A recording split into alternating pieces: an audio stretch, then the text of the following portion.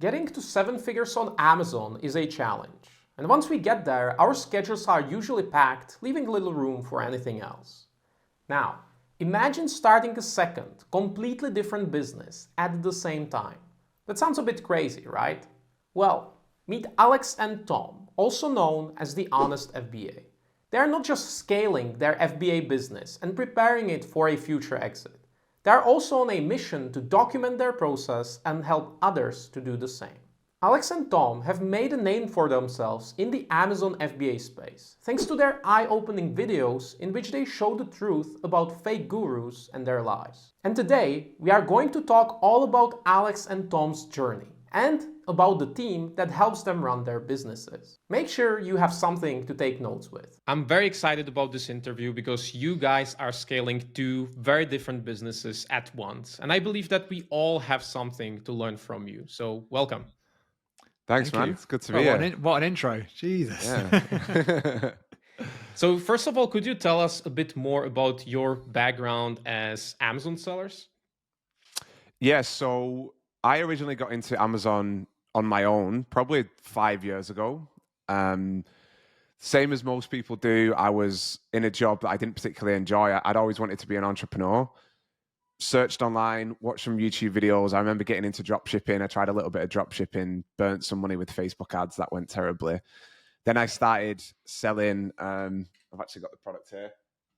I started a brand selling men's wallets in Spain, which was really fun up and down at the time.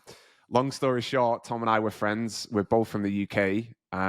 We moved to Barcelona, not together, but we became friends in Barcelona. And I used to talk to Tom a lot about business in general. Tom was always a bit of an entrepreneur, buying and selling stuff. And he was probably the only person in Barcelona that I would speak to about business. And I was scaling the wallet brand, and I kind of ran out of money and said to Tom one day as we were having a coffee, I was like, do you want to kind of go together on this business? Because we'd been talking a lot about it and Tom had been showing a lot of interest. So we started working together. Tom sort of like joined forces with me. We launched the wallet brand in the UK market. We scaled that, eventually launched the product in the US market. And that product is now the brand that we have that does 7 figures a year and that we're scaling to try and exit in the next few years. Nice. And when did you decide to start your second business? Because a lot of people struggle to build even one business, and building 2 businesses at once sounds like a lot of work. So how did you decide to start your second business? I'll jump in. So basically, to give Alex his credit, I woke up one day, I think I was on holiday actually, and he was like, I made a YouTube video. And I was like, what? Like, what do you mean? We haven't got a YouTube channel. And then he sent me a link, and it was him sat in a dark room making a video on our I think it was called like Our Journey to 100K. And he just made one off the bat, talking about what we were trying to do. Off the back of that, we started documenting it on YouTube. And then the following year, we started tweeting quite a lot in 2021 and gained some traction there. To be honest, the reason we did it is because we both went all in on Amazon, both quit our jobs. I never went back to mine after COVID, and Alex quit in 2021. So to be honest, we had like no income because we were trying to grow as aggressively as possible. We wanted to reinvest all the money back into the business. So after a while, we had a little bit of savings, and then it came to the point, okay, we need to actually, what can we do to earn money here? So we looked at a few options. We were looking at, could we consult agencies, consult even aggregators? Which, looking back, I was actually chatting to someone yesterday who worked at an aggregator, and I said, I think we considered this, but we thought we didn't know enough. And he was like, trust me, you definitely could have done it. He said, to blow our own trumpet, but he's like, I've learned more from your guys' YouTube channel than I did working at an aggregator, which was like shocking to me. So we were getting approached, we're getting a lot of DMs with questions. And naturally that led to us then doing a couple of like consulting calls, and we charged like nothing for it. And we were splitting it 50-50 as well. And in the end, we were like, should we just mentor people? I think the first guy we said, I think it was $400 a month, we said, for unlimited Slack access, calls every few days. And we were buzzing with that result. And it kind of blossomed from there, where we had a few people we were mentoring. we built out a mini, like a micro course on product research, which no one bought. And then, yeah, kind of it kept growing from there. And then we had so much kind of inbound that we thought, okay, is there a business opportunity here? We can help more people. It's fun. We like doing the teaching as well. And it allowed us to keep the money in the Amazon kind of brand. So eventually, yeah, we ended up building out a full A to Z course, which we launched end of November 2022. And yeah, kind of have been scaling that since, which has been great because now we can, live off that income. We're mega involved with a bunch of Amazon sellers every single day. So we're getting tactics from everyone. We're sharing what we're doing as we grow the business. So it felt like for lack of a better word, like a bit of a synergy. It's a perfect flywheel of like, as we learn stuff, everyone else learns stuff. We learn from them. It'll kind of everyone, a rising tide raises all boats. It's kind of the concept. And how big was your Amazon business at that time when you decided to diversify and start this second business?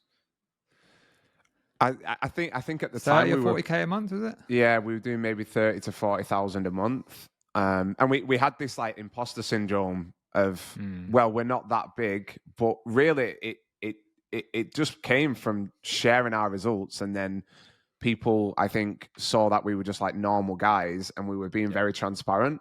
And I think that's what built the trust with people. Even though we weren't doing, 7-8 figures a year, I think a lot of Amazon sellers forget that, like, even doing $30,000 a month, even if you can make $3,000 profit, even if your profit margin is only 10%, an extra $3,000 a month to a lot of people is a lot of cash, and it's on top of a full-time job. So I think a lot of people sort of, found us easy to kind of relate to in that sense.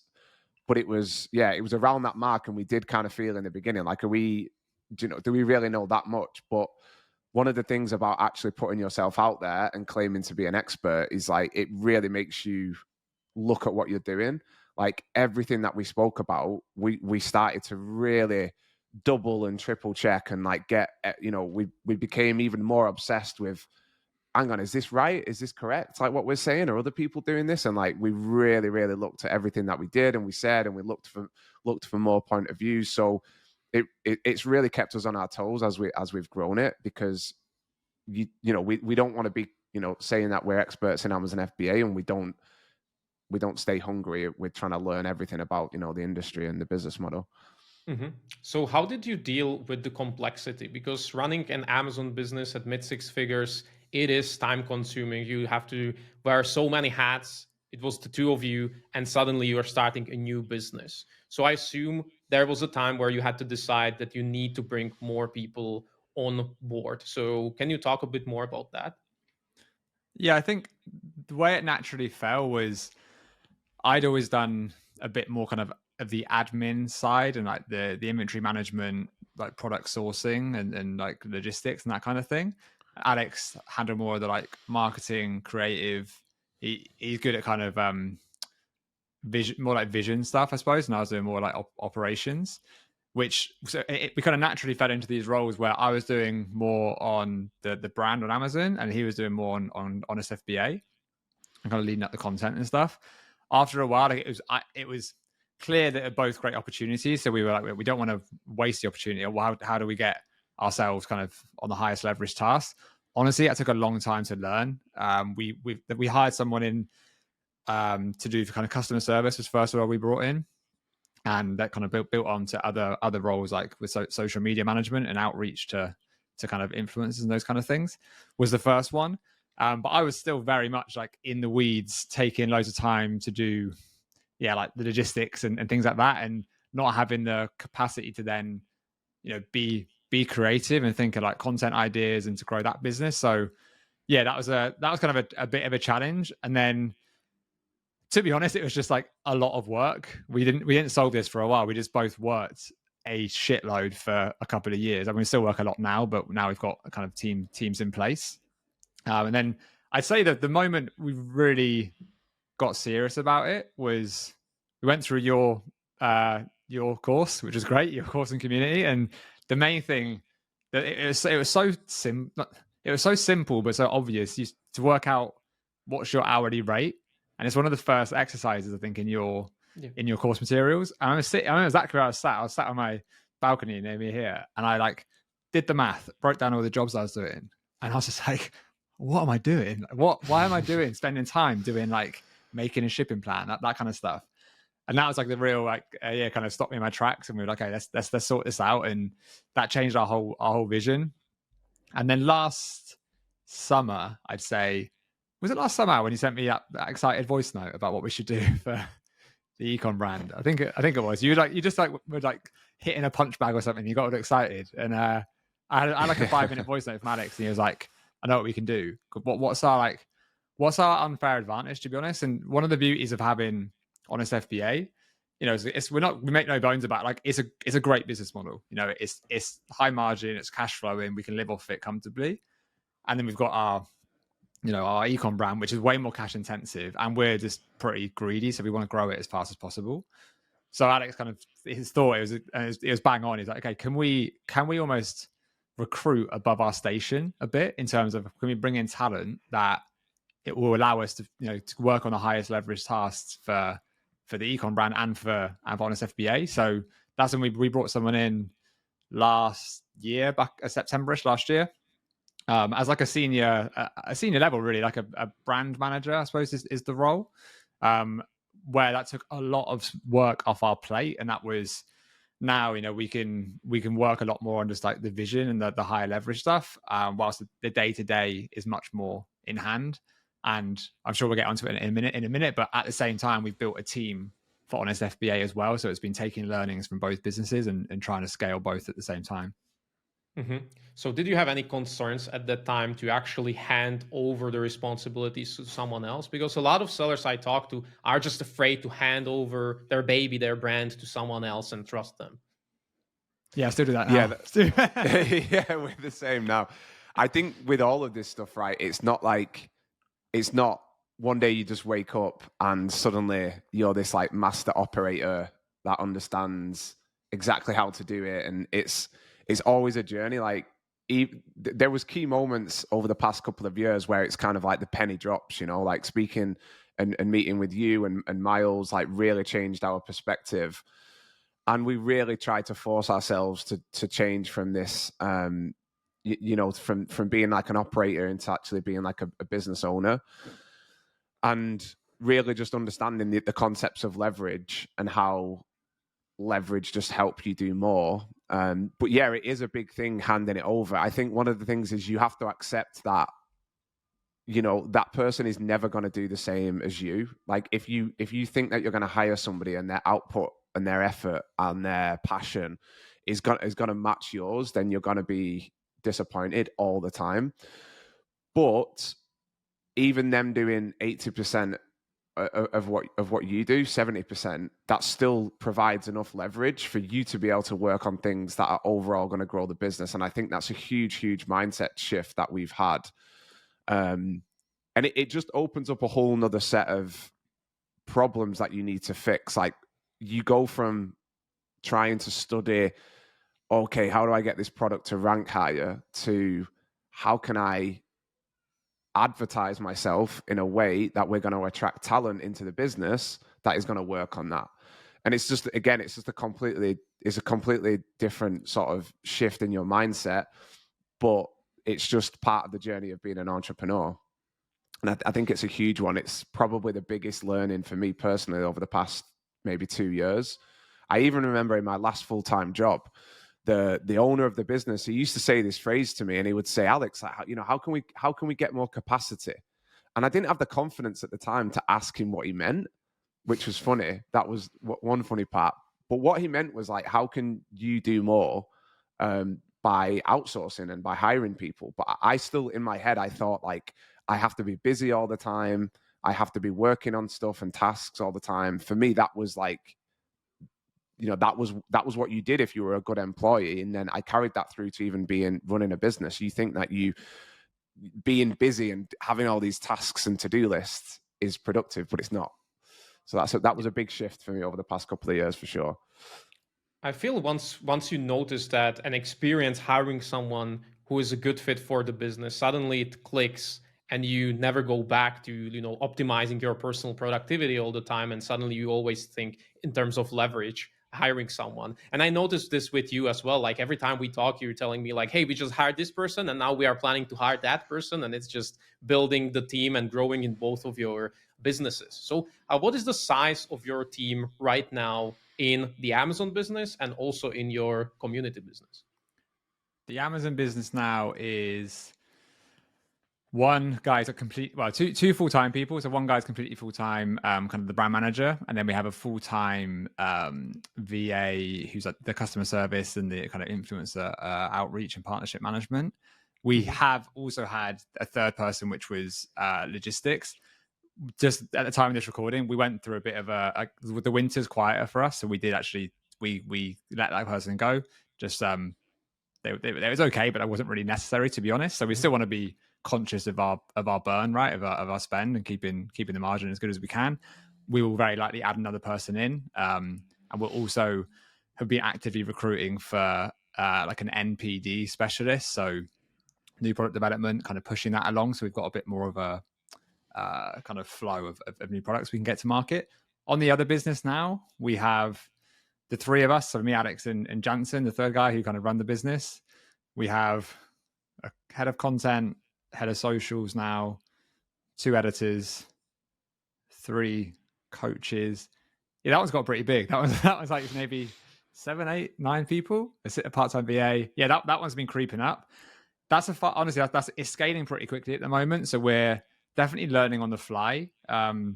We do quite a lot of consultants. Like we book consultancy calls with other business owners, and we try and network quite a lot to learn from other fields and friends of ours that have grown big businesses in other areas. We're learning from them best we can, because we know there's a big opportunity here. And as more eyeballs gets on Honest FBA, we want to make the most of it, right? We're entrepreneurial. We don't ever hide that. Of course, we want to make as much as we can, keeping the quality as high as we can as well. So we're trying to hire the right people. We're trying to hire slow in terms of hiring A players. We want to hire the very best people.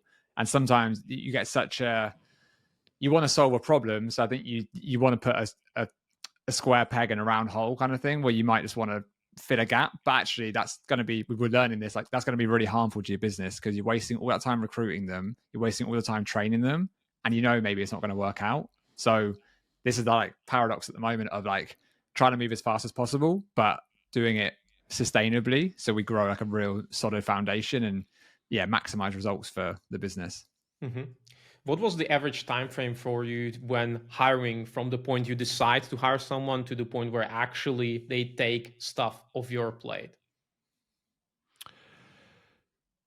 So it kind of depends on like the level that you hire people at. If you're looking to kind of hire somebody more senior that's got more experience, we would expect that to be quite a bit faster, that they would be taking that stuff on. If they're a little bit more junior, then there's a little bit more sort of like training involved.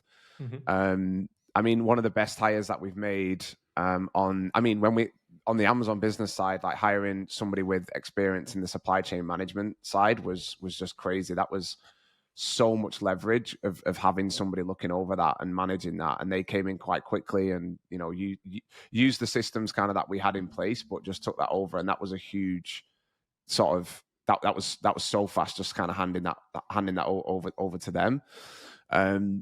On the side of Honest FBA, a big part of that is actually people coming in and learning the Amazon model. Like we've had writers come in and they don't necessarily know much about Amazon FBA, and there's a bit of time with getting them ramped up and stuff like that.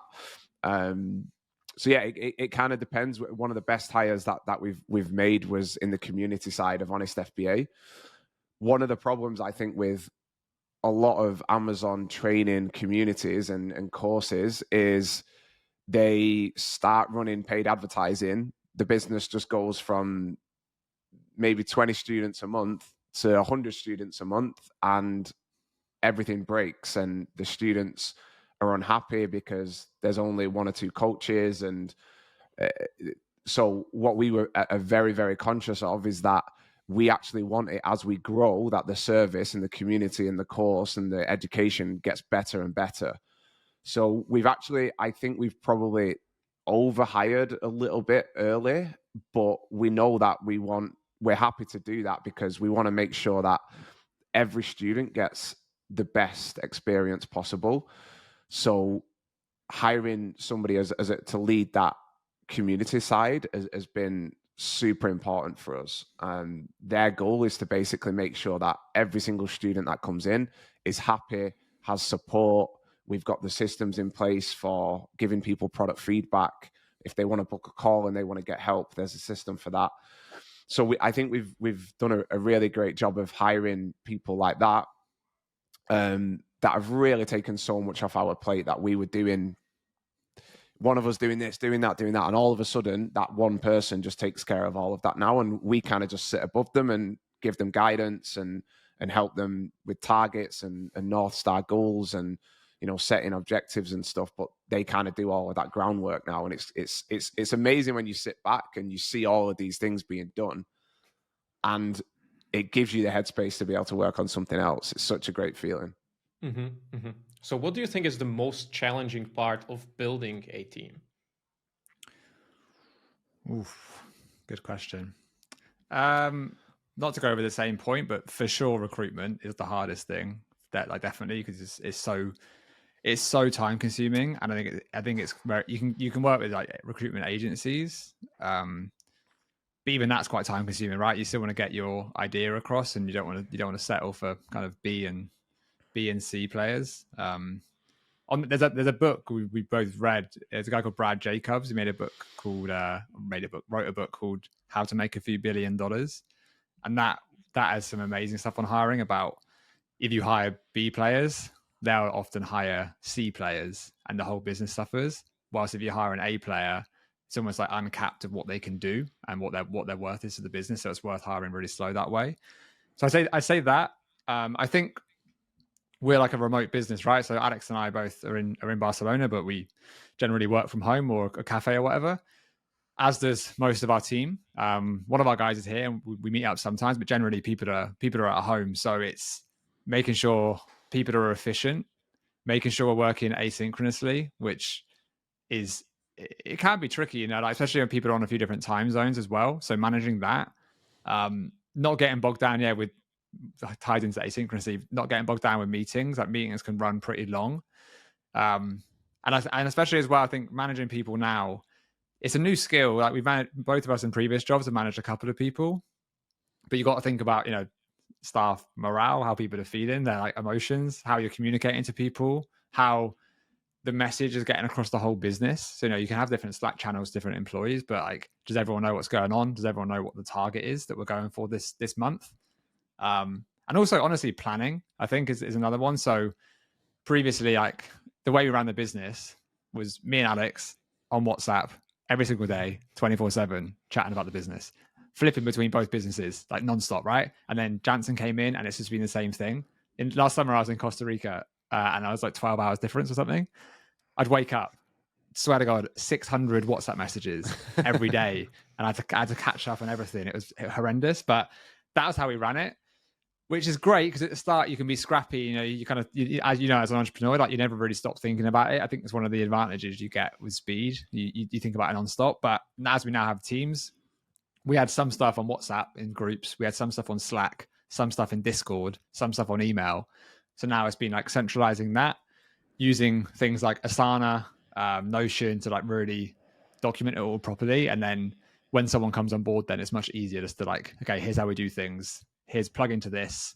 We'll build out a bit more of like an onboarding process, and then so it's a work in progress, but it's been fun. It's like, it's definitely challenging, but it's another string to our bow as entrepreneurs. And we think building teams and hiring is probably top 3 things you need to know in business for sure. Like, in terms of, like, I say product, hiring, and then I can't think of a third, but, you know, someone jump in and help me out. But they're the main things I'd say. Content creation. Yeah, maybe that. Do you leverage your audience when looking for new talent? We've tried to. We have. I mean, just having Twitter, you know, we've you get a lot of people DMing you. You get a lot of people just. There's a culture on Twitter of this sort of like young money money Twitter hustlers, and you get a lot of people DMing you and stuff like that. And we've actually hired a few people through that, and it's gone well. We've hired from within the community, which has been great for Honest FBA. You know, people that have come in and we've known for a while, and that's worked out really nicely. We've tried, and you know, we've got a big email list, so we have tried to hire writers and stuff like that. But like, to go back to your question, like, just finding talent is incredibly difficult. You know, the standard is quite low. Like, if I've put out job posts on LinkedIn and got 800 applicants, and you know, people put no effort in. They really don't. It's very, very difficult to find people that effort in. I've you know, got on interviews with people and just ended it in the first 5-10 minutes. One of the filtering questions that I had when we were hiring somebody for a content position was like, what do you think of our content? And I would ask it literally in the first 5 minutes. And if their answer wasn't good enough, I would just end the call. Because it's crazy how people just wouldn't prepare for the call. They wouldn't actually. They were being hired for a content role, and they wouldn't look at our content. And to me, that was crazy. So that's been the most difficult thing. And even now, like, you know, I think in the past we've perhaps like rushed into some hires and stuff like that. But for me, I was listening to like Nick Huber. He's on Twitter. His name's Sweaty Startup. He owns tons of businesses. He's involved in a lot of businesses, and he said like his job now is just to attract talent, and like that, I think that becomes almost your job when you're in like a CEO position, that you're like leading a company. Is you're no longer involved in the day-to-day stuff. Like, your job really is to attract big talent, and especially for what we're trying to do now, like we're trying to move into D2C. You know, so we really are trying to attract people that are hungry. Both businesses cross over. So what we're doing with the Amazon brand, we're trying to teach that within Honest FBA. So we're really trying to think, it's always now about who we can find. It's not really anymore like what we can do. It's like who we can find. And I remember, to go back to Nick Huber, there was a great talk that he did recently. It was an interview on My First Million. And he said this like one line me, Tom, and Jansen watched it, and we were like, that was amazing. And it was like, when you have a problem or something that needs to be done in your business, you don't think, okay, how can I fix that? You think, who can fix that? And that's it's a very simple change in the way that you look at things, but that's why hiring becomes so important, and attracting top talent is probably the number one thing for us right now. Mm-hmm. And what about your role in the business? Because we talked about understanding the value of your time and essentially buying back your time to focus on the higher level activities. So can you talk a bit more about that? Of what are the high level activities for you? At the moment, I'd say I take it one business at a time. The ecom brand, is vision, more so in terms of like where do we want to take it in the next 2 to 3 years. One of the massive benefits of starting the other business that we're now kind of living off that income is it's allowed us to take a bit of a breath. I think before that we were rushing towards, we want to have an exit as soon as possible, and we'll take whatever the first win is we can get. Now we can take a breath now at these decent income. It's more of a longer term plan, and when you can think long term, you just make better decisions. So I think so. Yeah, strategy and vision for sure. I'm still like, I'm still quite enjoy being involved in that business in terms of we're taking it in a bit of a pivot at the moment and sourcing product in the US. So I've wanted to be involved in that, because even though we're going to outsource that moving forward, I wanted to kind of learn it myself first and have a real grip of it, and then we'll hand it over to the team.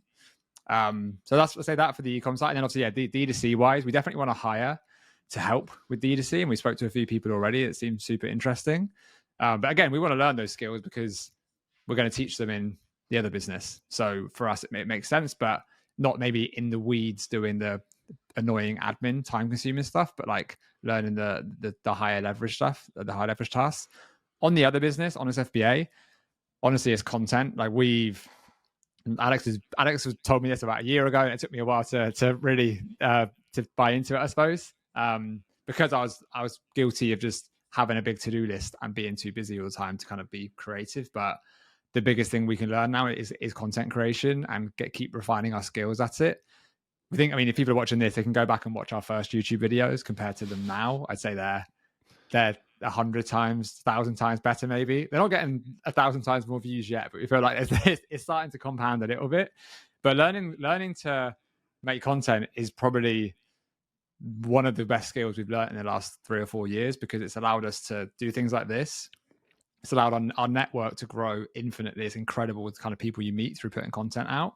And also, like, obviously, like doing talks in public. Like, it's allowed talking on camera, doing the YouTube videos. Then we built a course. We were used to speaking on camera for the course, and then we started doing live events. And you're coming to one of ours, like speaking in front of people. Like this is such a skill that even if all the e-com stuff went away, we have this skill set now, and we know how to present and educate people. And we think that's the way that business is going now, being content led. We think it's like the highest leverage task that, and everyone honestly should be doing it. Anyone who's starting an Amazon business, they should be making content. They should be documenting their journey. They should be putting it on Twitter, Instagram, YouTube, whichever platform, if not all of them.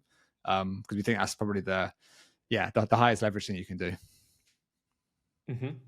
And what advice would you give to someone who wants to make this transition? Because I personally know a lot of sellers who are doing high 6 figures, even 7 figures, and they are running their business solo. And today we talk about the importance of actually making that shift. So what advice would you give someone who is yet to make this transition in their business? The first thing that you've got to do is you've got to systemize everything. If you have everything systemized and then you hire somebody and you can just plug them into that system, most of the roles within an Amazon business, they're not really roles that you can have a sole founder that is kind of like the visionary, drives the direction. And then you can build out a team of remote workers in, South America or in the Philippines, and they can do great work. The more you systemize all of the processes and you just plug these people in, the better it's going to run. Like if you try and hire all these people and then you try and build the systems, it can be a little bit of a mess. Even like simple things like product research or launching a product, or even like reporting, having all of the spreadsheets made, having the step-by-step SOPs. If you nail all of that and then you hire these people and you train them on those systems, it can just run like clockwork. And it just saves you so much time. So that would be where I would start. I would think about all of the things that you do on a daily basis, that you do on a weekly basis. Make sure everything is documented using things like Notion. Notion is so good for just organizing the different departments of your business. The marketing side, the new product development side, the admin side, the finance side, and then just for each part of the business, just making sure that you've got smooth systems. You've got everything documented. Also, another big thing for us is making sure, like, if you hire somebody and you train them, make sure everything is documented. So everything is recorded, Loom videos, step-by-step SOPs, because what you want is that person can come in and you don't have to sit on Zoom calls with them. You don't have to talk them through. You've got it all recorded and all documented. So then if that person leaves, and this is a huge thing that you taught to us, if that person leaves, you can actually replace them without too much stress. Because, for example, if it's a supply chain manager, or if it's an Amazon operations person, if they leave, of course it sucks finding somebody else. But if you have to find somebody else and then spend all of your time explaining to them, okay, this is where we keep these files. This is where it's so time consuming, but you can actually do it quite well if you just have all of those systems and everything in place. So if you're working on a business on your own, for sure, just start to develop those systems, because you might not think they're that important, but if you really want to scale and you want to leverage other people's time by hiring, then you've got to have everything systemized and organized, and then you can hire and it's nice and efficient. Well, one thing to add to that, I'd say, is you got to be prepared that it's going to hurt a little bit. Like we spoke with there's a guy called Matt that we know who's successful businessman. We had a real good chat with him last year, I suppose it was, maybe year before. And he was like, look, it's when you bring people in, it's going to get harder before it gets easier. And that's just, you need to be ready for that. And I think for a lot of people that are stuck at, say like high 6 figures, low 7 figures, that's the fear. Like they know they might actually have a great little lifestyle business at that point, like maybe especially if you can optimize, if they're great at optimizing their systems personally and with one VA on Amazon, then that can work great. But reality is, if you want to scale, like you've just got to remove yourself from those areas, and you simply do not have the bandwidth to do that. And we don't all get into this to work 12-hour days, 7 days a week. I'm sure none of us want to do that. Sometimes it's what it takes. That's kind of is the juice worth the squeeze? In our opinion, yeah. But you need to get to the point where you're out the way, and you're never going to get to good scale without bringing people in. It's just impossible. Thank you, guys. This has been super valuable, and I have to say that it's very exciting to follow your journey, and I'm super excited to see where you will take both of your businesses in the future. Thank you for coming. Cheers, man. Thanks, man. Thanks for having us on. Well, and that's it. Subscribe to their channel and follow them on Twitter, because their content is gold for all Amazon sellers. I will leave the links in the description. Also, make sure to watch this video next if you want to build a streamlined business and a great team like Alex and Tom did. In this video, I break down the structure of our 8-figure FBA business, including the systems and a team.